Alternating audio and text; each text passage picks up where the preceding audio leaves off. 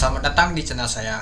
Di video kali ini, saya akan membahas tentang IPO perusahaan PT Multikarya Asia Pasifik Raya Tbk atau bisa disingkat dengan kode emiten yaitu MKAP. Bergerak dalam manufaktur, jasa perdagangan, penyewaan, perbaikan, suku cadang pompa industri migas dan pertambangan. Nah, ini perusahaan energi lagi ya teman-teman ya. Banyak bangetnya di tahun 2024 nih perusahaan energi yang mau IPO nih. Oke teman-teman, langsung saja. Oke, kita masuk ke ringkasan perusahaan emiten ini. PT Multikarya Asia Pasifik Raya Perusahaan merupakan suatu perusahaan terbatas yang didirikan di Republik Indonesia berdasarkan Akta Pendirian nomor 43 tanggal 16 Mei tahun 2002. Perusahaan pada tahun 2005 mulai memperluas bisnisnya ke bidang penyewaan pompa melalui kepemilikan PT Petrodeal Manufaktur Indonesia. Petrodeal berdiri pada tahun 2006 dan memproduksi rangkaian lengkap pompa, piston, dan pendorong di fasilitas canggihnya, serta berspesialis dalam pembuatan dan perbaikan berbagai rig dengan pengembangan lisensi API 4F, 7K, dan 8C. Akan tetapi, perusahaan melepas kepemilikan pada Petrodeal di tahun 2023. Sejak tahun 2018 hingga saat ini, perusahaan berhasil memperoleh kontrak penyedia produk atau jasa untuk proyek migas berbagai perusahaan terkemuka seperti PT Pertamina EP 2018, Chevron 2018, Freeport MC Moran, Gasback 2019, dan PT Bukit Asam Tbk 2019. Sejalan dengan ekspansi bisnis dan kebutuhan hulu migas di Indonesia, perusahaan mampu memperoleh hak keagenan baru Pamwok 610 2020 dan Brand Week 2023. Perusahaan saat ini memiliki kantor pusat yang beralamat di Cibinis, Nen, lantai 16, Jalan TB Simatupang nomor 2, Cilandak Timur, Pasar Minggu, Jakarta Selatan. Perusahaan juga memiliki beberapa workshop yang terletak di Jakarta, Sumatera Selatan, dan Jawa Barat. Workshop perusahaan yang berada di Lembang, Sumatera Selatan mampu mendukung besar populasi mesin gas atau genset untuk area Sumatera 40 unit. Lalu workshop perusahaan yang berada di Lodan 9, Jakarta mampu mendukung mesin gas atau genset populasi besar untuk area Jawa 30 unit. Untuk alamat emiten ini di Cibinis Nene, lantai 16, Jalan TB Simatupang nomor 02, Jakarta Selatan 12560 Indonesia. Untuk situs perusahaan emiten ini http://www.mklp.co.id. Nah, itu dia teman-teman untuk ringkasan perusahaan emiten ini. Oke, kita lanjut. Nah, ini dia teman-teman. Nah, dan ini ada penyewaan, terus juga ada perdagangan, manufaktur, dan lain-lain teman-teman. Dan juga ada perbaikan, itu dia. Nah, ini contohnya. Oke, kita masuk ke informasi perusahaan IPO ini. Jumlah saham ditawarkan adalah 650 juta lembar saham, dari total saham dicatatkan yaitu 20%. Harga penawar rentang dari 105 sampai 120. Dana diperoleh sekitar 68 miliar sampai 78 miliar. Untuk penawaran awalnya di tanggal 18 Januari sampai 25 Januari tahun 2024. Untuk penawaran umum di tanggal 1 Februari sampai 6 Februari tahun 2024. Untuk pencatatan saham di tanggal 5 Februari tahun 2024. Untuk pencatatan saham di Bursa Efek Indonesia di tanggal 12 Februari tahun 2024. Untuk underwriternya yaitu EJ, Lotus Andalan Sekuritas, masuk ke papan pengembangan. Nah, itu dia teman-teman untuk informasi perusahaan IPO ini. Nah, mungkin teman-teman bertanya, kenapa jauh banget dari tanggal 5 sampai tanggal 12? Itu ada libur ya teman-teman ya, ada juga libur Imlek itu. Oke, kita masuk ke rencana penggunaan dana ini. Seluruh dana yang diperoleh dari hasil penawaran umum perdana saham ini setelah dikurangi biaya-biaya emisi efek akan digunakan untuk modal kerja perusahaan yang antara lain namun tidak terbatas digunakan untuk biaya operasional, pembayaran kepada pemasok, perbaikan alat berat yang dimiliki seperti mesin, pompa, transmisi. Nah, keterangan lebih lanjut teman-teman bisa cek di prospektus di bab 2-nya temannya itu. Oke, kita lanjut lagi ke struktur pemegang saham. Sebelum IPO, nilai nominalnya itu 50 per saham. Nah, ini sudah termasuk nama tuh pelaksana SA juga ya untuk karyawan itu. Nah, ada PT International, Sawo, Resut, terus juga De Joni. Nah, jadi jumlah modal ditetapkan dari stok penuh adalah sekitar 3,2 miliar. Itu dia. Oke, kita lanjut lagi ke pembatasan atas saham yang diterbitkan sebelum penawaran umum ini. Nah, kita lihat dulu. Nah, seperti biasa ya teman-temannya.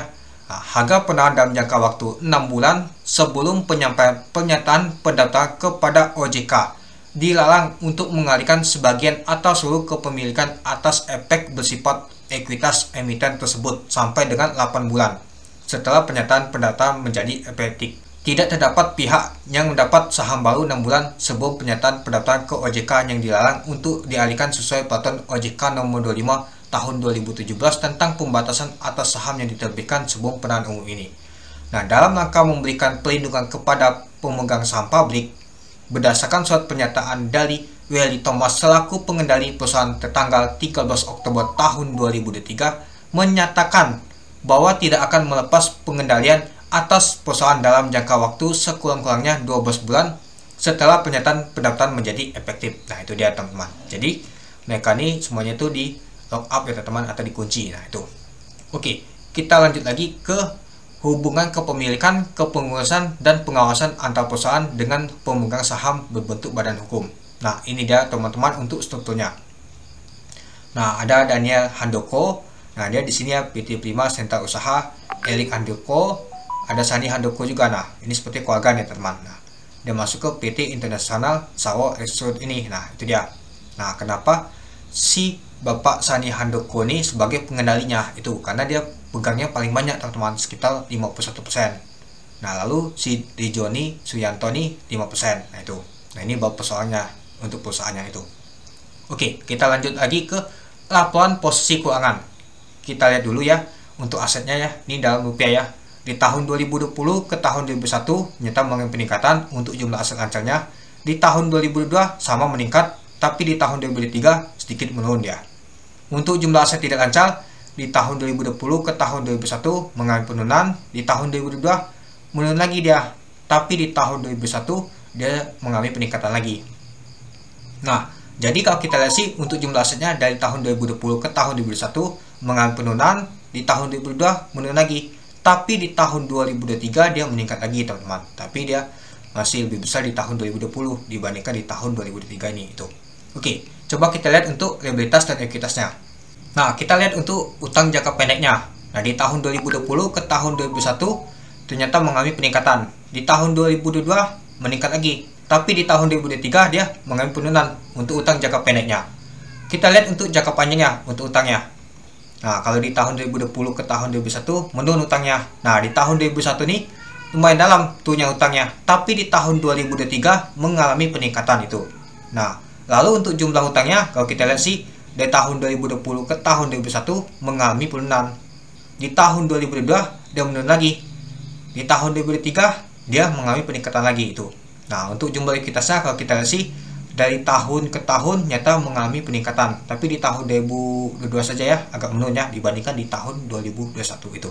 Nah, tapi di tahun 2023 dia meningkat dibandingkan untuk total hutangnya. Itu dia teman-teman. Oke, kita lanjut lagi ke laporan laba ruginya. Nah, untuk penjualannya kita lihat di tahun 2020 ke tahun 2021 ternyata dia mengalami penurunan teman-teman. Nah, tapi di tahun 2022 dia mengalami peningkatan lagi. Nah, coba kita bandingkan di tahun 2022 dan tahun 2023 di bulan Juli. Kalau kita lihat sih mengalami peningkatan untuk nama tuh penjualannya itu. Nah, kita langsung saja teman-teman, kita lihat nama tuh laba rugi bersih tahun berjalannya. Di tahun 2020 ke tahun 2021 naiknya tuh sangat drastis. Tapi di tahun 2022 tuh dia mengalami kerugian minus 1,6 miliar. Kenapa dia rugi? Teman-teman bisa cek untuk di perpusatnya tentang laba ruginya. Kalau saya baca sih beban pokok di administrasinya teman-teman paling besar itu. Itulah kenapa dia mengalami kerugian itu. Ya, kita lihat saja beban pokoknya saja lumayan besar teman-teman itu. Nah, lalu di tahun 2023 kalau kita bandingkan di tahun 2022 dia mencetak laba lagi, laba bersihnya lumayan juga teman-teman. Itu dia. Jadi kita tahu ya, untuk di tahun 2023 dia mencetak laba, tapi di tahun 2022 dia mengalami kerugian karena beban operasionalnya tadi teman-teman, beban pokok administrasi keuangannya itu. Oke, kita masuk ke kebijakan dividen. Nah, seperti biasa sih teman-teman, kita lihat dulu nama tuh kebijakan dividennya. Setelah dilaksanakan penahanan umum perdana saham, perusahaan berniat untuk melakukan pembayaran dividen kas rupiah sebanyak-banyaknya 30% untuk masa yang akan datang dimulai tahun 2025 berdasarkan dari laba bersih tahun 2024 dan apabila perusahaan telah memiliki saldo laba positif. Nah, jadi di tahun 2025 nanti mau bagi dividen untuk laba tahun berjalan di tahun 2024 nanti teman-teman. Itu dia. Nah, Untuk seperti biasa sih teman-teman, nah untuk pembayar dividen di masa yang akan datang akan bergantung berbagai faktor, antara lain pada laba ditahan, kinerja operasional dan keuangan, kondisi keuangannya, kondisi likuiditas, prospek bisnis di masa yang akan datang, kebutuhan kas, peluang bisnis, serta kepatuhan terhadap hukum dan peraturan yang berlaku, serta faktor lain yang dianggap relevan oleh direksi itu. Nah, untuk keterangan lebih lengkapnya teman-teman bisa baca di bab 10 teman-teman di prospektus ini, itu dia tentang nama tuh kebijakan dividen itu. Oke, kita masuk ke policy MCAP di tahun 2022 untuk harga di 105 dan 120. Untuk PBP-nya di 105 yaitu 2,58 kali, untuk di 120 yaitu 2,95 kali. Untuk PER-nya di 105 yaitu minus 206,23 kali, untuk di 120 yaitu minus 235,69 kali. Untuk BP sama rentang harganya 40,67. Untuk DER-nya juga sama rentang harganya 80,03%. Untuk AI juga sama rentang harganya minus 1,25%. Untuk EPS juga sama minus 0,51. Untuk jumlah saham yang disetor penuh ada 3,2 miliar. Untuk ekuitasnya yaitu 132 miliar. Untuk laba bersih yaitu minus 1,6 miliar. Untuk total hutangnya yaitu 105 miliar. Untuk market cap di 105 yaitu 341 miliar. Untuk market cap di 120 yaitu 390 miliar. Nah, itu dia teman-teman untuk policy MCAP di tahun 2022. Kalau kita lihat sih murah banget ya policy-nya, tapi PER-nya saja minus karena laba bersih itu mengalami kerugian teman-teman. Itu dia. Oke, coba kita lihat di tahun 2023 disetahunkan. Untuk rentang harganya sama ya. Untuk PBP-nya di 105 yaitu 2,29 kali, untuk di 120 yaitu 2,61 kali. Untuk PER-nya di 105 yaitu 11,60 kali, untuk di 120 yaitu 13,26 kali. Untuk BP-nya sama rentang harganya 45,89, untuk DER-nya juga sama 74,12%, untuk AI juga sama 19,72%, untuk EPS 9,05. Untuk jumlah saham di stok penuh adalah 3,2 miliar. Untuk ekuitasnya 149 miliar. Untuk laba bersihnya disetahunkan yaitu 29,4 miliar. Untuk total hutangnya yaitu 110 miliar. Untuk market cap di 105 yaitu 341 miliar. Untuk market cap di 120 yaitu 350 miliar. Nah, itu ya teman-teman untuk policy di tahun 2023 disetahunkan. Kalau kita lihat untuk policy ini murah banget ya teman-temannya. Baik itu di tahun 2022 dan juga di tahun 2023 ini. Nah, dan juga di tahun 2023 ini untuk PER-nya jadi plus ya, karena laba bersih itu dia positif itu. Nah, jadi kalau kita lihat sih untuk policy MCAP di tahun 2023 ini menarik banget ya teman-temannya. Policy itu murah banget dibandingkan IPO di bulan Februari ini itu. Oke, kita lanjut lagi ke simpulan. Yang pertama, kinerja bursa saham MCAP dari tahun 2020 ke tahun 2023 mengalami peningkatan dari segi pendapatan, tapi di tahun 2022 mengalami kerugian laba bersihnya karena beban administrasi dan lain-lainnya. Tapi di tahun 2023 sampai bulan Juli mencetak laba kembali, yaitu laba bersihnya teman-teman itu. Yang kedua, tujuan pengguna dana lumayan menarik untuk seluruhnya modal kerja. Yang ketiga, untuk underweighted dari IPO saham MCAP ini adalah YJ. Secara histori lumayan menarik, sering tutup ala terakhir adalah Habat karena papan akusasi jadi ditutup ALB berjilid. Mari kita lihat dulu untuk terikut YJ ini, yaitu Lotus Andalan Sekuritas. Nah, kalau kita lihat sih di tahun 2018, di tahun 2019, tahun 2021 dan di tahun 2022 semua itu A kecuali Alco 1 kali ALB. Nah, jadi kita tahu ya teman-temannya, nyata Lotus ini menarik banget, dia A semua teman-teman kecuali Alco di tahun 2022. Nah, kita lihat di tahun 2023. Nah, untuk warna kuning ini dia single semua ya teman-temannya, sendirian. Bukan dia nama tuh collab. Nah, kalau kita lihat sih untuk PP dan PWC 1 kali A semua teman-teman. Nah, untuk chip 4 kali A di papan akusasi dan untuk Habat 4 kali ALB di papan akusasi. Nah, kalau kita lihat sih untuk di papan pengembangan dia bisa 1 kali A. Kemungkinan kalau untuk di MCAP ini bisa saja nanti 1 kali A atau banyak sekali nanti gocekan teman-teman. Meskipun policy ini murah, tapi tidak terhindar nama tuh gocekan teman-teman. Pastinya ada naik turun. Apalagi kalau ada bandar IN ikut, pastinya dia hasil banyak. Ketika dia kalah, pastinya dia buang cepat banget, pastinya turun lagi teman-teman itu. Kemungkinan bisa saja di hari pertama tuh kalah teman-teman. Tapi kita tidak ada tahu ya teman-temannya marketnya. Apalagi IPO sekarang ini di bulan Januari kita lihat saja banyak nama tuh guyuran dulu teman-teman, baru dia kalah. Biasa sih kalah itu di sesi kedua atau mau penutupan di sesi pertama itu. Nah, yang keempat IPO saham MCAP tergolong lumayan murah untuk policy-nya. Dan untuk ikut underwater RJ bagus. Dan sepertinya IPO MCAP kemungkinan listing sendirian. Nah, kalau tidak ada tambahan lagi ya teman-temannya untuk IPO di bulan Februari ini. Kalau ada tambahan nanti saya akan bahas lagi di Popestus finalnya itu. Yang kelima, IPO saham MCAP lebih cocok memanfaatkan momentum jangka pendek saja, IPC aja teman-teman.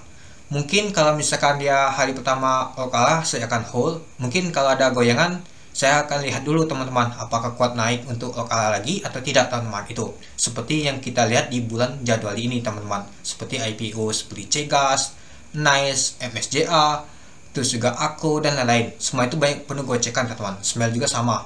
Nah, jadi MCAP ini hampir sama nanti seperti itu teman-teman. Tapi kita lihat di market nanti teman-teman. Ya mungkin kalau ada gocekan kita lihat dulu market nanti itu.